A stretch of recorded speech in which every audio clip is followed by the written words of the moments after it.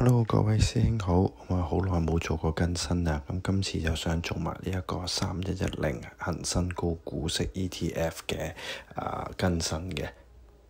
今日首先我哋睇翻嗰個組合表現啦。咁啊，若果唔計股息嘅話咧，咁而家做緊26.8毫二，咁啊有11.29% 嘅利潤嘅。咁如果計埋股息嘅咧，就大概有27.7% 嘅利潤。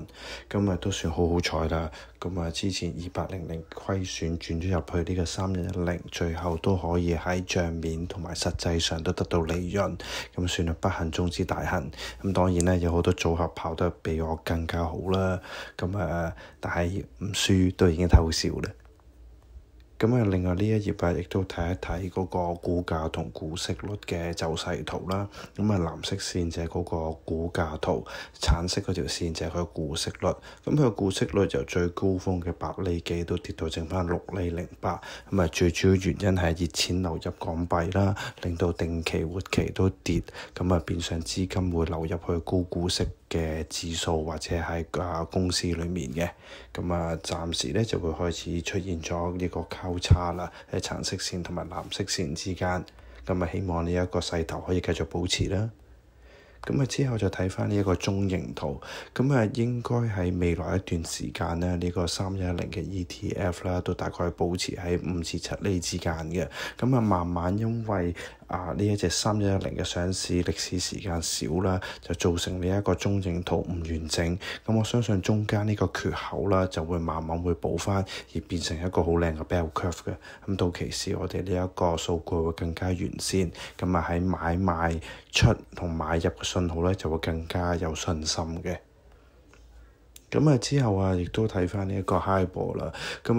HIBOR 亦都係幾直接影響到3110嘅。始終 HIBOR 嘅息率維持好低0.64、0.7之間。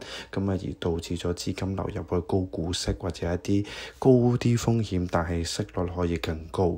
根據呢一個 Prime Rate 減2.25至2.5啦。嗰個息率嘅得1.8至1.9厘喺銀行度。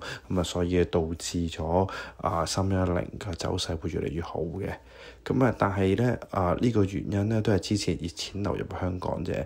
但係你如果係睇翻右下角美金對港紙啦，基本上已經係跌到落去7.75之後啦，已經回復翻7.85，即係弱方保證。而家變相其實港紙咧就變翻弱勢，美金強勢翻嘅。呢一個 HIBOR 會幾時先會逆轉呢？大家都唔會知嘅。但係如果睇呢個貨幣走勢嘅話咧，咁應該可能3110都要去唞一唞，可能會水平橫行翻啦。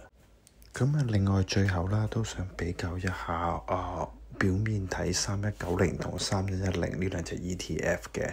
3190都係一隻比較新啲嘅 ETF， 都做咗2-3年左右嘅。但係佢會比3110咧更集中喺內地市場嘅股票多啲嘅。而3110咧就會集中喺香港嘅高息股啦，同埋啲房託基金。股息都做緊6.08% 啦。比較低嘅波動性，流動性都高啲，因為佢嗰個市值大啲嘅。比起3190嘅話，就會集中喺內地市場，歷史比較短2-3年，股息都稍低嘅。若果宏觀上咁樣去望嘅話咧，我都會揀3110為主。息高啲，雖然一年收2次，但手續費都少2次啦，咁樣會係。而3190就一年收4次，多2次嘅會係。暫時表面睇嘅話，都會繼續保持3110為主嘅。唔知各位師兄又點睇呢？不妨留言分享下，我哋下期再講，拜拜。